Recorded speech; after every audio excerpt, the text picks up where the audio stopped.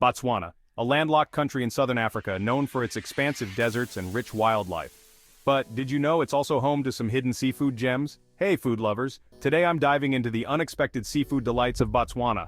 Yeah, I know what you're thinking. Seafood in a landlocked country? Stick around, you'll be surprised. First stop, the Okavango Delta. This UNESCO World Heritage Site isn't just a paradise for wildlife. The delta is teeming with freshwater fish like the delicious tilapia and catfish.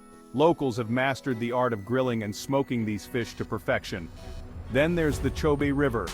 Here, the bream reigns supreme. Bream is a versatile fish, often fried or cooked in a tomato and onion-based stew called seswa.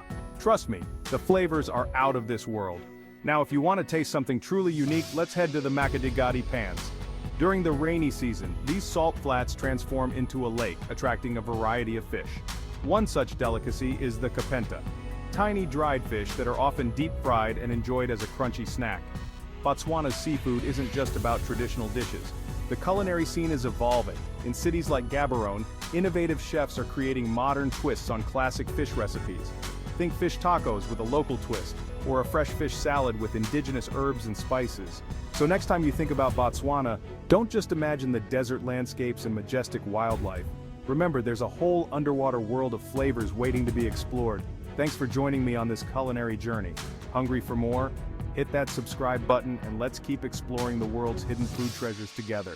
Catch you next time. Jeuhn.